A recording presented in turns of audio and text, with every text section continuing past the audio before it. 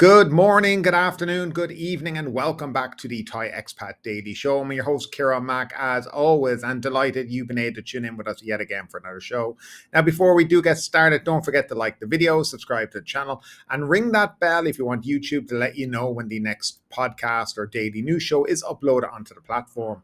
Now, if you like listening to us on a podcast player, there's a link down below in the description where you will find all the available podcast sites that host the show. And finally, if you want to support the show, the best and easiest way is to just become a channel member. Details down below in the description, and it's as simple as hitting join. So now that's all done and dusted, let's jump into the trending news stories here in Thailand today. Police are on the lookout for 4 Chinese nationals who reportedly broke into a luxury home in Pattong and coerced a Chinese businessman into transferring $2 million, or about 70 million baht, in digital currency. The incident took place at around 2 a.m. on Wednesday at a house in Tambon, Ban Mai. At the time, 6 people were present in the home, 3 men and 3 women, according to authorities. The main victim, identified as 35-year-old Ki Jabao, recounted that he and his wife were sleeping in their bedroom when the masked intruders broke in. Armed with guns and knives, the suspects tied up Mr. Ki, his wife, and a maid before ordering him to contact a relative in China and arrange the transfer of the $2 million. Once the transfer was confirmed, the criminals dismantled and took the home security camera servers and fled using the victim's car. Mr. Ki suffered a minor knife wound on his right wrist, while a male servant was injured after being struck on the forehead with a firearm. The stolen vehicle was later recovered by authorities. Mr. Ki told police he is unsure of the motive behind the robbery or how the criminals knew of his connection to his relative in China. Authorities have described the operation as meticulously planned and are continuing their investigation. A South Korean man has been arrested in Pattaya for illegal drug possession and unauthorized entry into Thailand. On August 14th at around 9:35 p.m., Pattaya police apprehended 45-year-old Jim Jong Kim at a house in Nong Pru in Chonburi. He was found with crystal meth and ecstasy and was charged with illegal entry. The arrest followed an investigation by the Tourist Police Division 4, revealing that Mr. Kim had entered Thailand illegally via a natural border crossing and was using drugs while staying in a Jomtyon condominium. Police obtained a search warrant and raided his residence, finding him in bed wrapped in a towel. During the search, Mr. Kim admitted to entering Thailand illegally from Cambodia without valid documentation. Police discovered 1.5 grams of crystal meth, 0.4 grams of ecstasy, and drug paraphernalia, which he reportedly claimed as his own. Mr. Kim, who was banned from entering Thailand from 2019 to 2029, was taken into custody along with the drugs. He faces charges for illegal entry, drug possession, and drug use. The Pheu Thai party has officially nominated Paetongtarn Shinawatra, daughter of former Prime Minister Thaksin, as its candidate for Thailand's next Prime Minister. The decision came after a vote by the party's executive board on Thursday, replacing their earlier nominee, Thaksin Nitsari.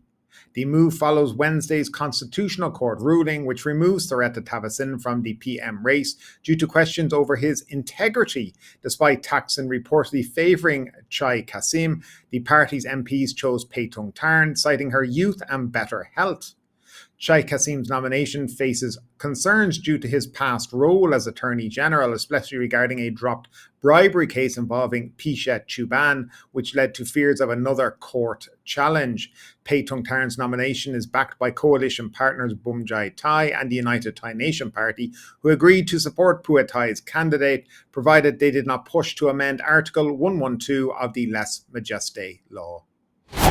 Now, according to sources, Thaksin Shinawatra has instructed the Pheu Thai party to drop its digital wallet flagship policy, according to party sources. The directive came during a meeting at his Chan Song Lar residence on Wednesday, just hours after Thaksin was disqualified as Prime Minister by the Constitutional Court.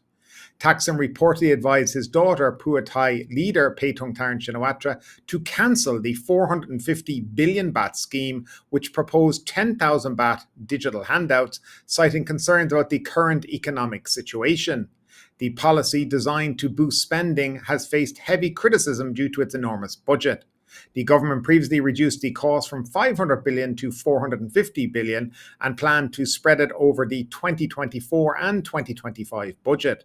Following the meeting, caretaker Deputy Finance Minister Julapurn, who had previously insisted the project would continue despite Sareta's removal, shifted his stance. On Thursday, he stated that the scheme's future now depends on the incoming Prime Minister and Cabinet. Julapurn emphasised that the new government would need to reintroduce its policies to Parliament, leaving the digital wallet scheme's fate uncertain. He added that the policy would still be discussed during negotiations with coalition partners to form the next cabinet. Meanwhile, subcommittee overseeing the digital wallet scheme will continue their work pending the new government's decision, with Finance Minister's Permanent Secretary Lan Soeng Sanit leading the meeting on Julapur's behalf.